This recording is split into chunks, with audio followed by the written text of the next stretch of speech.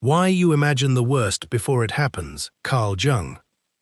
Carl Jung observed that what the conscious mind refuses to face does not vanish, it simply changes address. And one of its favorite new addresses is tomorrow. Heraclitus wrote a fragment that Jung returned to again and again. In his own casework, Character is Fate, Ethos Anthropos Daimon, a man's character is his guardian spirit, his destiny, and Jung would stop you right there and say, "Do you see it?" He did not say your circumstances are fate. He did not say your luck is fate. He said your character, the thing you have not yet made conscious in yourself.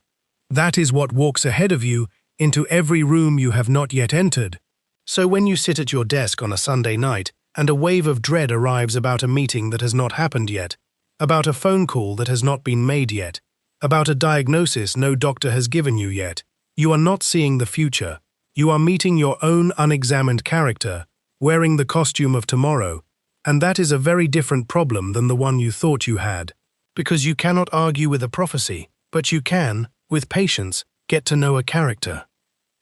So let me say plainly what this is going to feel like. In a moment, I am going to ask you to say something with me, and it will feel small, almost too small for the size of the dread you carry. But say it anyway, because the unconscious does not respond to the size of our words. It responds to their honesty. Here is the first part of it. I notice the voice that runs ahead of me and paints the ending before the story has begun. Here is the second part. I do not have to obey that voice to hear it. Here is the third part, and this is the one we say together. Say it with me.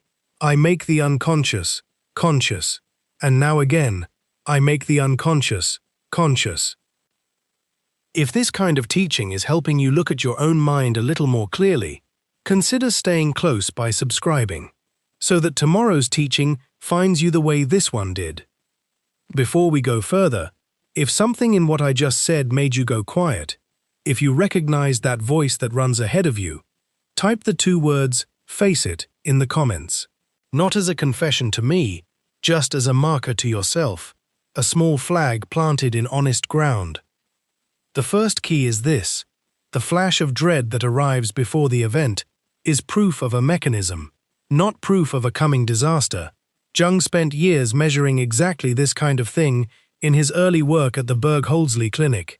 He would read a patient a list of ordinary words: table, mother, money, door, and time. How long it took them to respond. Most words came back in under 2 seconds, but every so often a word would land and the patient would hesitate, stammer, change the subject, blush, forget the original word entirely. Jung called this a complex, a cluster of memory and feeling that had split off from ordinary consciousness and now lived a semi-independent life of its own, waiting to be touched. And he wrote plainly, complexes can have us. Notice the direction of that sentence. We like to imagine we sit calmly at the control panel of our own mind. But Jung's stopwatch told a different story. When the stimulus word touched a wound, the wound answered before the person did. And this is exactly what happens when you imagine the worst before it happens.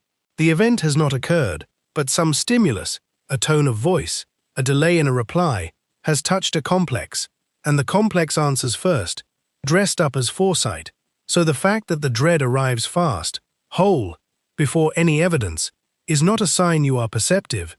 It is a sign something old in you has been touched, and it is speaking in your voice before you have opened your mouth.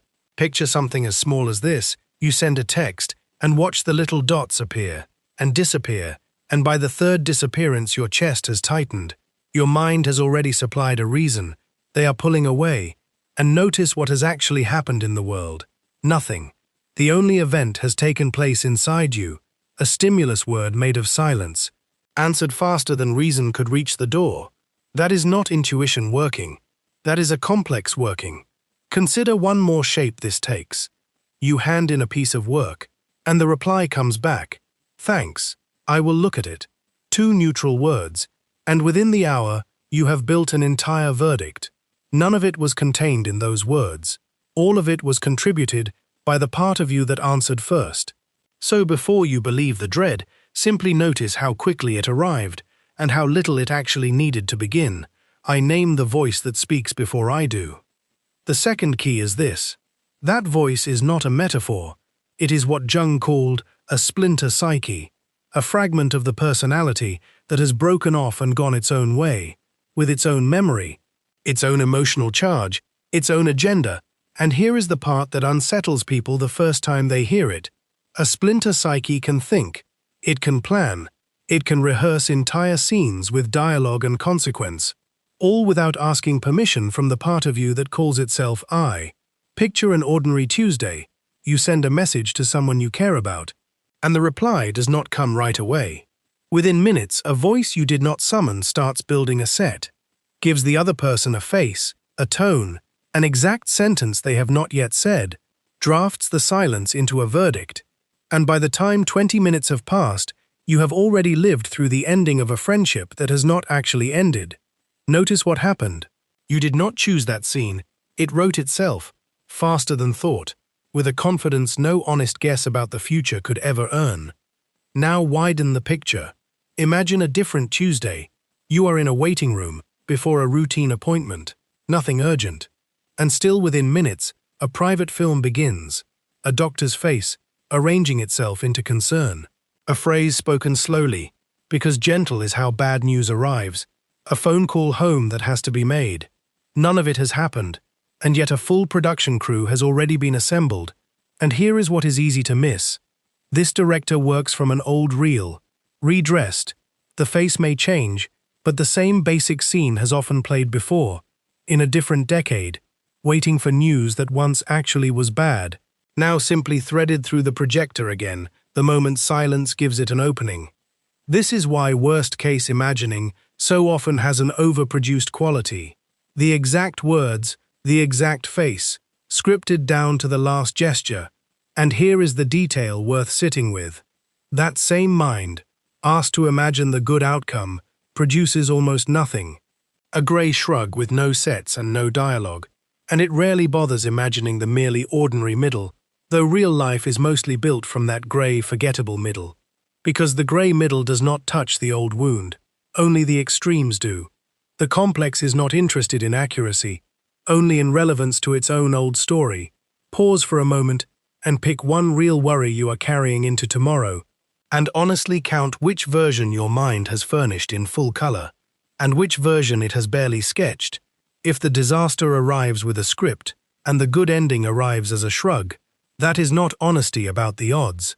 That is a splinter psyche, with a much bigger budget and a much older reel, working alone, unpaid, uninvited, and entirely convinced it is protecting you. I give my attention to what I choose, not to what is loudest. The third key is the one that made Jung's early reputation, and it is worth telling slowly. In his years at the Berkeley, Jung was called in on a case involving a theft. A sum of 70 francs had gone missing from a shared cash box, and no one would confess.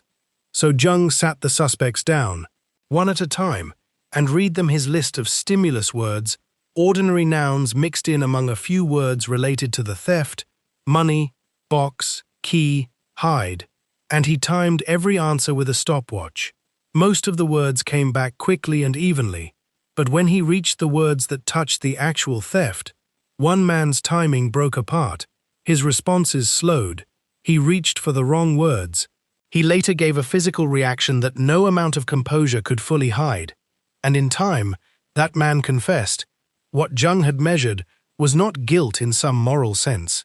It was the drag of a complex, a place where the mind, asked to move freely, instead caught on something and had to work its way loose. Notice how ordinary the surrounding words were. Table, window, bread.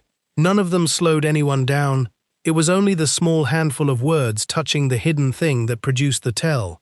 The mind can move quickly and lightly across almost anything, except the one place it is protecting. And here is why I am telling you this story. On a video about imagining the worst, your catastrophic thoughts have exactly this same signature. If you pay attention, you will notice that your mind does not catastrophize evenly across every subject in your life. It does not spin worst-case scenarios about the weather or about what to have for dinner. It catches, again and again, on the same handful of themes: being abandoned, being exposed as a fraud, losing control of your body, losing someone's approval, and that catching, that specific snag, is exactly what Jung's stopwatch found in his suspect. A complex does not announce itself with a label, it announces itself with a delay, a heat, a return.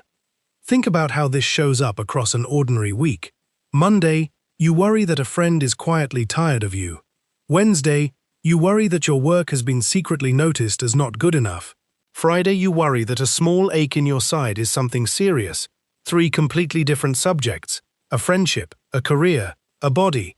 And yet if you listen closely to the emotional key each one is played in, you may notice they share the exact same note, the note of being found lacking, of being, in the end, too much or not enough. And once you hear that shared note, the 3 separate worries stop looking like 3 separate problems and start looking like the same 70 francs, hidden in 3 different pockets, waiting for the right stimulus word to touch it and produce the same old drag. So the next time dread arrives, do not just ask, "What am I afraid of?" Ask a sharper question. Where does my mind always catch? Because the theme that keeps recurring across 10 different disasters is not really about any of those 10 situations. It is the 70 francs. It is the one hidden thing your attention keeps circling back to confess. I notice where my mind always catches, and I ask why. The 4th key is the reframe that changes everything that follows. Jung wrote in Ion that when an inner situation is not made conscious, it happens outside, as fate, and people usually hear that sentence and think of external events, the argument that erupts, the relationship that repeats. But there is a quieter, earlier version of the same law. Before the unconscious content even reaches the outside world, it very often projects itself forward in time, onto a future that has not happened yet, because the future is the one screen in your life that is still blank, still unwritten, still unable to talk back. Your actual boss might surprise you. Your actual test results might come back fine. But the future in your head cannot object. It will hold any shape you give it, and a complex, looking for a stage on which to perform its old drama one more time, will always prefer the one venue with no other actors to contradict it. Think of an ordinary Tuesday. You send an email to your manager at 11 in the morning. By noon, there is no reply. By 2, there is still no reply. And somewhere around 3, the mind quietly begins building a courtroom. It drafts the tone of the reply that has not come. It drafts the meeting that will follow. It drafts the look on your manager's face. None of this is happening. No evidence has arrived. Only silence has arrived. And silence, being blank, being unwritten, is exactly the material an old fear needs to build its set. By 5 o'clock, you are exhausted from a conversation that never took place. And when the reply finally comes, ordinary, unbothered, 5 words long, you feel foolish. But you are not foolish. You simply handed an empty afternoon to a complex that has been rehearsing abandonment since long before this job existed. Notice too how this same pattern reaches into the smallest corners of an ordinary evening. You are cooking dinner and your partner comes home quieter than usual, and within minutes you have built a small courtroom right there at the stove. You have decided the quiet means something specific about you, a slight, a grievance unspoken, a slow drifting apart, and you carry that verdict through the whole meal, tense, careful, waiting, only to learn afterward that the quiet was simply a hard day at work that had nothing to do with you at all. The future you built at the stove was every bit as detailed, every bit as convincing, as the one you built at your desk, because it came from the very same source. This is why the mind so rarely imagines the worst about something that already happened. The past has already delivered its verdict. There is nothing left to dramatize. But the future is an empty theater, with the house lights down, and an old fear, never made conscious, never given its proper hearing in daylight, will walk onto that stage and perform the same monologue it has been rehearsing since you were young. And this is not something happening to some anxious person out there. This is happening to you, specifically, on ordinary Tuesdays, in the 10 minutes before you fall asleep, in the pause after you send a text and watch the 3 dots appear and disappear. That pause is not empty. It is a stage, and something in you has already stepped onto it. I do not hand my future to an old and unexamined fear. Let me say one thing plainly before we go further.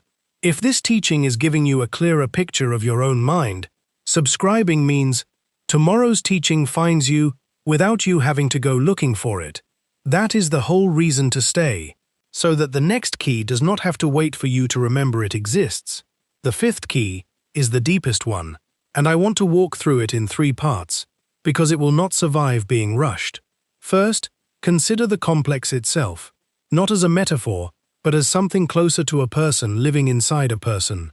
Jung recalled, in his memories, a case involving a proud, cultivated, aristocratic woman composed in every visible way, a model of self-control, until one session, a single remark, aimed at exactly the right old wound, and this composed woman rose out of her chair and struck him across the face, not because she had decided to, not because any part of her that spoke in sentences had weighed the decision and approved it, but because a splinter psyche, years old, guarding some early humiliation, had been touched, and it answered with the body because it had no other language left.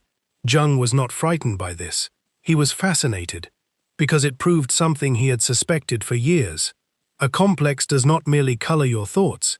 In its full strength it can seize the hands, the face, the voice, and act, entirely on its own authority, while the ego watches, astonished, from somewhere just behind its own eyes. Now hold that image next to your 3 in the morning catastrophizing. When you lie there, and your heart is pounding over a conversation that has not happened, your body is not confused. Your body has correctly identified that something old and unresolved is active in the room.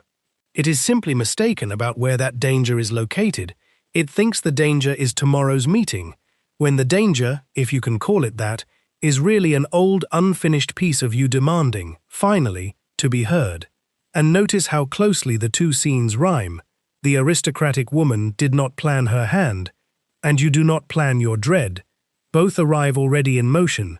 Both borrow the body before the ego has been consulted. The only difference is that her complex found a face to strike, and yours, lacking a face, reaches for the nearest blank surface it can find, and that surface, almost always, is tomorrow. Second, consider why the psyche does this at all, because it is worth asking. This is not a design flaw with no purpose. Imagining bad outcomes is, at its root, an ancient and useful function, the mind rehearsing danger before it arrives, so the body is not caught unprepared. A hunter imagining the branch that might snap, a traveler imagining the storm that might come. This is protective. This is sane. This is the animal wisdom in you doing its old and honorable job. The trouble begins when this protective rehearsal is no longer under the direction of a conscious, reasonable ego weighing actual odds, and instead falls under the direction of an unmade conscious complex with its own private agenda. An old fear of abandonment does not care what the actual odds are of your friend being angry with you. It does not update on evidence.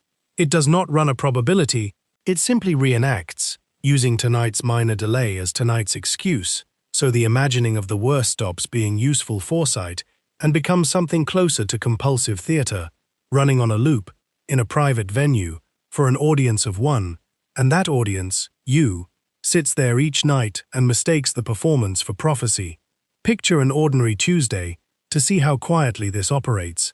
In the morning you send an email to a colleague and hear nothing back by noon, and already some part of you has begun drafting a scene where you have offended them. By the drive home the scene has grown a second act, where the offense becomes a pattern, where the pattern becomes a reason they have quietly stopped respecting you. By dinner, you are rehearsing an apology for a wrong you cannot even name. And by the time you finally lie down, the email has vanished from the story completely. What remains is only the old and familiar ache of being unwanted. And here is the quiet truth of that entire day. The actual event, a delayed reply, contained almost no information at all. Everything that followed was manufactured, scene by scene, by a complex that had been waiting for a delay. Any delay, to justify performing a fear that predates the colleague, predates the job, predates most of your adult life. This is not weakness. It is simply what an unmade complex does when it is finally given a stage. It fills the empty hours the way water fills a container, taking the exact shape of whatever cup the day happens to offer it. And this is worth pausing on, because it means the actual content of the fear, whether it is about health, about money, about love, about being replaced, is almost secondary. The container matters less than the pouring. Change the subject, and the same old water still finds the same old shape. Third, and this is the part that turns the whole key, consider what it would mean to walk backstage. Jung's stimulus word experiment worked because it slowed the mind down enough to see where it caught. You can do something similar without a stopwatch. Here is what I want you to try. Sometime this week, pause for a moment right after you notice yourself imagining the worst, and instead of following the scenario to its awful conclusion, stop and ask 3 plain questions. Whose voice is this? Does it sound like your own measured adult voice, or does it sound younger, harsher, more absolute than you usually allow yourself to be? Second, when have I heard this exact tone before? Not this exact situation, but this exact flavor of dread. Search backward, and you will often find an early scene, a parent's disappointment, a public embarrassment, a moment you were made to feel unsafe. And third, what would this complex need in order to finally stop performing this same scene? Not what would fix the outside situation, but what would this old fragment of you actually need? To be heard, to be forgiven, to be told the danger passed years ago. Notice that none of these 3 questions ask whether the fear is true. That is deliberate. Because arguing with a complex on the ground of truth rarely works. It did not arrive by reasoning, and it will not leave by reasoning. What it responds to is recognition. The way a child who is frightened does not need statistics about how few houses actually catch fire. The child needs someone older in the room to say, "I see that you are afraid, and I am here." This is not therapy, and I am not offering you a diagnosis.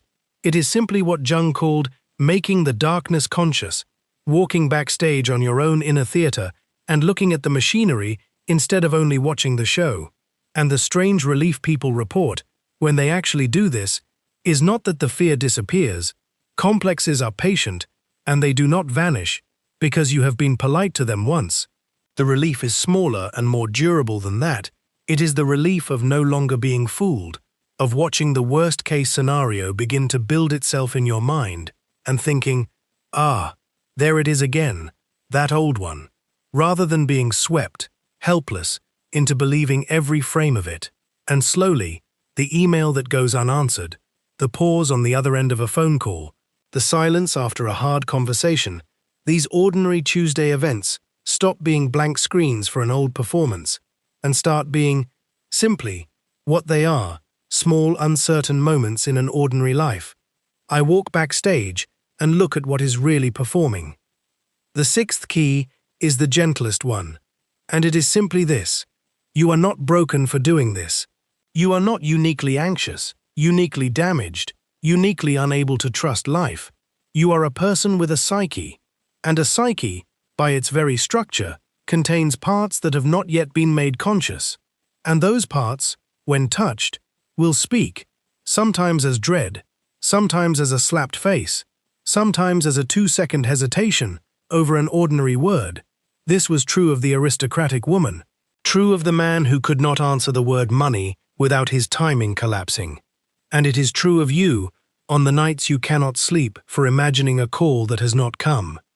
Picture someone waiting for a parent to come out of a routine surgery. The odds were good, and still, in the waiting room, a scene builds itself. The surgeon walking out with a particular look, particular words chosen with care, because they are about to be terrible. None of it has happened, and yet it runs in full color, and when the surgeon finally appears, tired but smiling, saying it went exactly as expected, the person feels almost embarrassed by how much dread they spent on nothing. But Jung would not call it nothing.